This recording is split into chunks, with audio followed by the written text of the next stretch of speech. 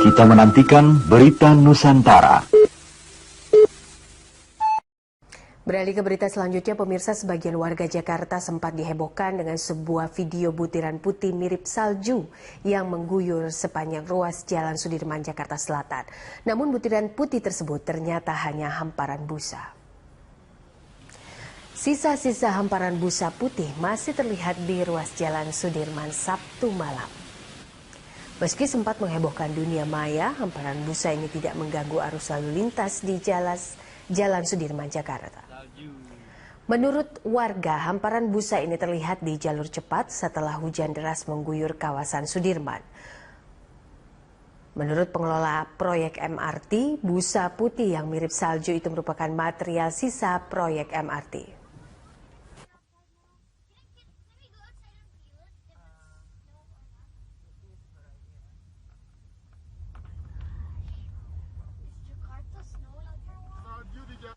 Banyak nggak bang dari busa ini? Ya sampai hujan berhenti yang pertama, sampai kecil yang pertama tuh udah habis. Tapi di jalur motor enggak ya? Jalur lambat enggak? Jalur lambat enggak? Iya. Jalur cepat aja? Iya, tapi kan ngalir, kalau ngalir, setelah ngalir ya jalur lambat juga. Ini sering nggak sih bang? Kayak gini bang? Baru kayak gini ya? Kita menantikan berita Nusantara. Hujan yang disertai badai serta hujan es kembali terjadi di Kota Bandung, Jawa Barat. Akibat kejadian ini sejumlah pohon tumbang dan menimpa kendaraan yang sedang parkir.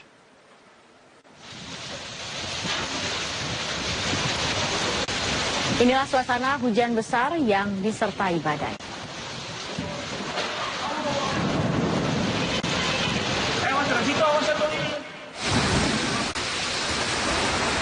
Selain hujan yang disertai badai, Kota Bandung sempat diguyur hujan es.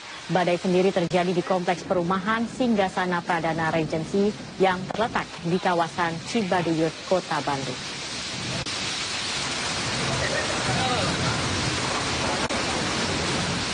Sementara itu, akibat hujan yang disertai badai, sejumlah baliho dan pohon tumbang menimpa kendaraan yang sedang diparkir.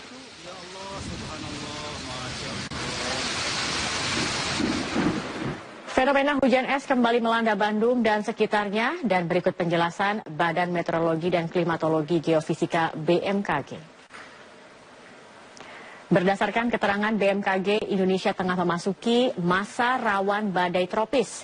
Fenomena hujan es merupakan salah satu indikasinya. Kejadian hujan es disertai kilat atau petir dan angin kencang berdurasi singkat lebih banyak terjadi pada masa transisi, baik dari musim kemarau ke musim hujan atau sebaliknya. Indikasi akan terjadinya hujan es diantaranya 1 hari sebelumnya udara pada malam hingga pagi terasa panas. Udara panas disebabkan radiasi matahari. Mulai pukul 10 tumbuh awan cumulus dan berikutnya awan cumulus, cumulus ini berubah menjadi warnanya menjadi abu-abu atau hitam.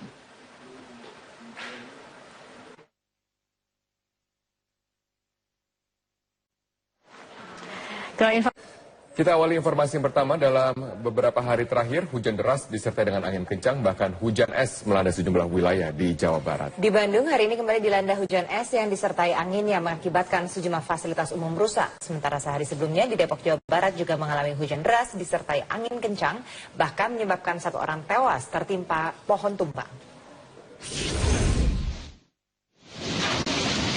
Hujan deras disertai angin kencang serta hujan es kembali terjadi di Kota Bandung sore tadi. Akibat kejadian ini sejumlah pohon tumbang dan menimpa kendaraan yang sedang diparkir. Inilah suasana hujan besar yang disertai badai di Kota Bandung. Selain hujan yang disertai badai, Kota Bandung sempat diguyur hujan es.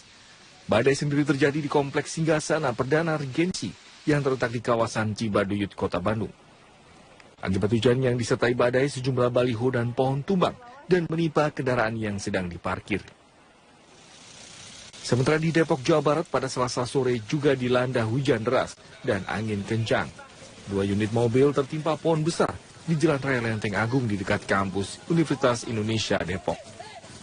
Hujan deras disertai angin kencang menyebabkan sejumlah pohon tumbang, termasuk menimpa 2 mobil yang sedang melintas. 2 penumpang yang berada di dalam mobil ini pun menjadi korban. Satu penumpang bernama Muhammad Rizky tewas di lokasi kejadian. Fenomena hujan es yang kembali melanda Bandung dan sekitarnya menurut BMKG bukan kejadian yang pertama kalinya. Hujan es pernah mengguyur Bandung bulan April lalu. Berdasarkan keterangan BMKG, fenomena hujan es merupakan fenomena cuaca alamiah yang biasa terjadi. Kejadian hujan es disertai kilat atau petir dan angin kencang berdurasi singkat lebih banyak terjadi pada masa transisi, baik dari musim kemarau ke musim hujan ataupun sebaliknya. Kontribusi terhadap pertumbuhan awan-awan konvektif, yaitu awan-awan CB atau awan CU yang menyebabkan terjadinya cukup untuk mendapatkan hujan yang sangat lebat dan kadang disertai dengan hujan es dan petir dan angin kencang seperti itu. Kemudian suhu yang di sana ketinggiannya juga minus dari 60 derajat Celcius sehingga pertumbuhan dari hujan itu sampai ke bawah itu butiran awannya masih dalam bentuk es. Ini kita harus waspada karena di cuaca-cuaca ekstrim sering terjadi pada masa peralihan, yaitu atau masa transisi dari musim hujan ke musim kemarau atau sebaliknya dari musim kemarau ke musim hujan. Pada saat ini memang beberapa daerah di Jawa Barat memang sudah mulai musim hujan, musim kemarau dan memang ada masa peralihan, yaitu sering terjadi cuaca ekstrim seperti yang terjadi beberapa hari yang lalu di Bandung. Indikasi terjadinya hujan es diantaranya 1 hari sebelumnya, udara pada malam hingga pagi terasa panas. Udara panas disebabkan radiasi matahari. Mulai pukul 10 siang, tumbuhlah awan cumulus. Berikutnya awan cumulus berubah warna menjadi abu-abu atau hitam. Kondisi ini berpotensi terjadi hujan deras disertai hujan es. Tim Liputan, Metro TV. Kita menantikan berita Nusantara. Warga di Kecamatan Pasir, Kabupaten Bandung hancur terseret oleh banjir bandang. Hujan deras yang turun di wilayah tersebut sejak Rabu siang mengakibatkan Sungai Ciwidey meluap. Beruntung tidak ada korban jiwa dalam bencana tersebut.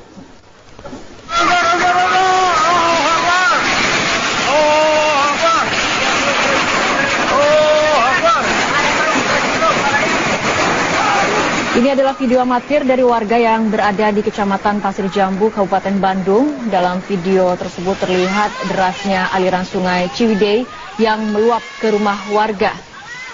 Sedikitnya terdapat 5 rumah warga yang hancur akibat terseret oleh derasnya aliran sungai yang meluap hingga ke permukiman.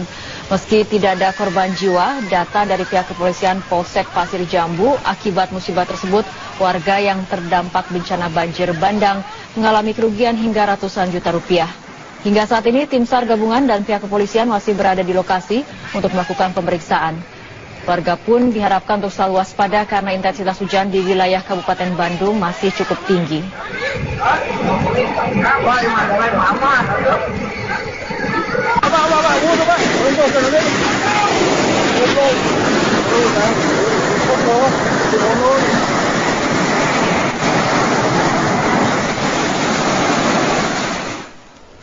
Tadi di Kota Bandung, Jawa Barat mengakibatkan rusaknya sejumlah mobil.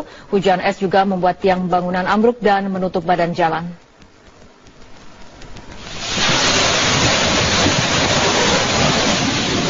Hujan disertai angin kencang di Kota Bandung, Jawa Barat terjadi sekitar pukul 2 siang.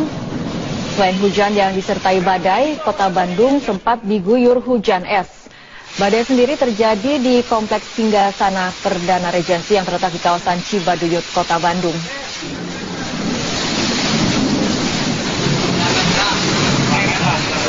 Hujan juga mengakibatkan beberapa wilayah tergenang dan pohon tumbang. Akibat kencangnya angin, tiang bangunan lapangan golf juga rubuh hingga menimpa tiang listrik tegangan tinggi. Beberapa mobil juga mengalami rusak parah akibat tertimpa atap sekolah yang terbang tertiup angin kencang.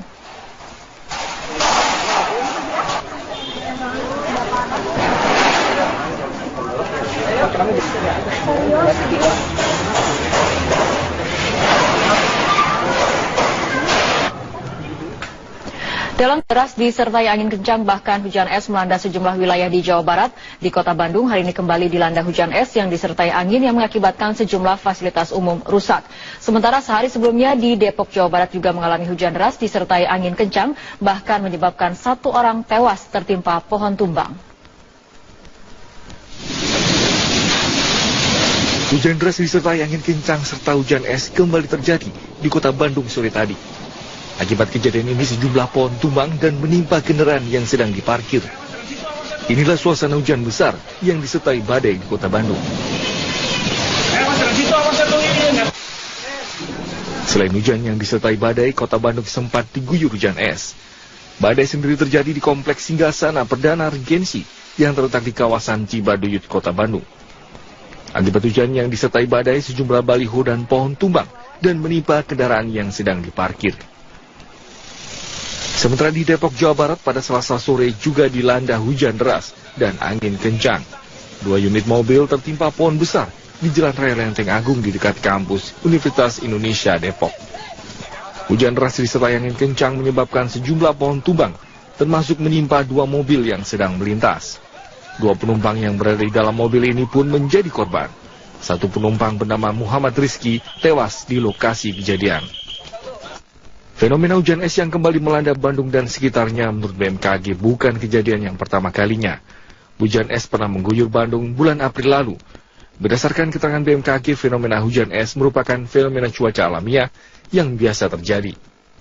Kejadian hujan es disertai kilat atau petir dan angin kencang berdurasi singkat lebih banyak terjadi pada masa transisi baik dari musim kemarau ke musim hujan ataupun sebaliknya.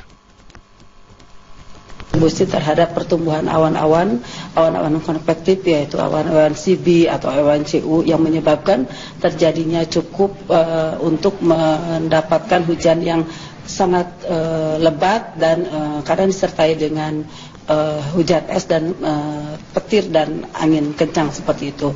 Kemudian suhu yang di sana ketinggiannya juga minus dari 60 derajat Celcius sehingga pertumbuhan dari hujan itu sampai ke bawah itu butiran awannya masih dalam bentuk es. Ini kita harus waspada karena di cuaca-cuaca ekstrim sering terjadi pada masa peralihan, yaitu atau masa transisi dari musim hujan ke musim kemarau atau sebaliknya dari musim kemarau ke musim hujan.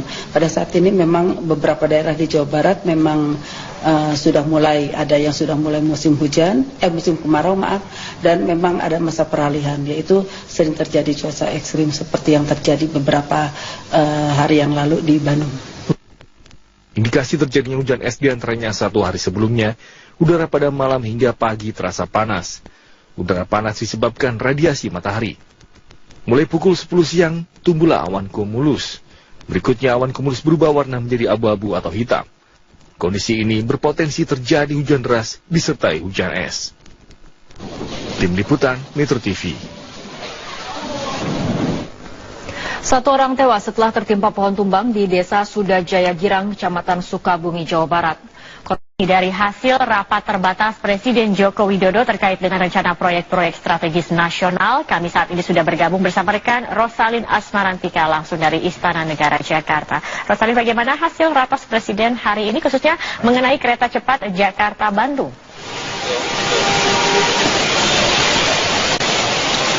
Iya, Zakia, ini rapat terbatas mengenai proyek strategis nasional dan prioritas untuk 2 provinsi, yaitu Jawa Barat dan juga Sulawesi Selatan ini sudah selesai. Secara garis besar tadi Presiden mengimbau agar masing-masing kepala daerah ini proaktif untuk menjalin komunikasi dengan pemerintah pusat, utamanya dalam pembangunan proyek-proyek infrastruktur strategis ataupun juga program prioritas nasional. Nah, untuk kereta cepat sendiri ini tadi kami mendapatkan informasi dari Gubernur Jawa Barat bahwa segala urusan ataupun juga perizinan mulai dari tingkat pemerintah pusat, kemudian juga dari Pemda atau Pemprov Jawa Barat ini sudah selesai, namun masih terkendala di tingkat kabupaten begitu. Ini jadi nanti masih akan dielaborasi lagi oleh pemerintah daerah. Namun ini kesimpulan dari 2 rapat terbatas proyek strategis nasional dan prioritas dari Jawa Barat dan juga Sulawesi Selatan ini Presiden Joko Widodo menekankan agar para kepala daerah ini berfokus pada sumber daya unggulannya masing-masing. Seperti misalnya ini Jawa Barat sebagai daerah penyangga Provinsi DKI Jakarta ini mempunyai posisi strategis dan mempunyai keterikatan ekonomi yang cukup erat begitu dengan Provinsi DKI Jakarta sebagai penyedia bahan baku dan juga tenaga kerja. Sehingga dari itu Jawa Barat ini harus mengutamakan industri pengelolaan dan juga industri jasa serta manajemen sumber daya manusianya. Kemudian kalau di Sulawesi Selatan ini, Sulawesi Selatan diproyeksikan sebagai daerah lokomotif penggerak di provinsi atau di wilayah Indonesia Timur dan diutamakan sektor pertanian serta perikanan ini akan lebih dimajukan lagi di provinsi Sulawesi Selatan dengan pembangunan infrastruktur berupa pelabuhan. Zakia. Rosalin, apa yang menjadi arahan spesifik Presiden dalam ratas ini?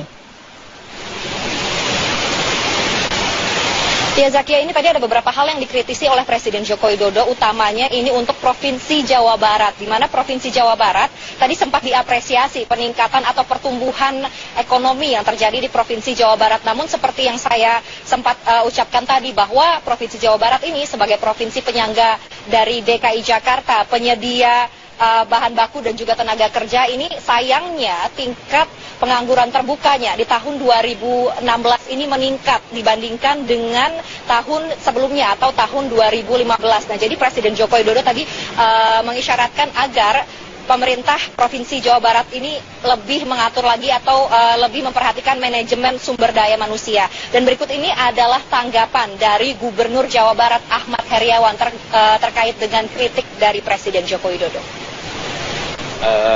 Meningkat, saya bilang begini. Jadi di Jawa Barat selalu fluktuatif situasinya karena Jawa Barat itu daerah yang diburu oleh berbagai orang, ya. Biasanya kalau selesai ujian nasional biasanya meningkat pengangguran terbuka. Saya bilang begitu depan Presiden tadi. Apa sebabnya? Sebab pada saat para pelajar sebagai pelajar dia adalah angkatan kerja bukan pencari kerja. Tetapi pada saat mereka sudah lulus SMA, lulus SMK, ini kan menjadi angkatan kerja pencari kerja, sudah dicatat sebagai pengangguran kalau belum punya pekerjaan, gitu kan? Ini yang seringkali meningkat karena tidak serta-merta lulus sekolah langsung dapat pekerjaan kan? Apalagi pekerjaan Jawa Barat pada berebut orang. Ya, demikian Zakia, kembali ke Anda. Baik, Rosalin Asmarantika, terima kasih atas informasi Anda. Pemirsa, biaya proyek kereta cepat Jakarta Bandung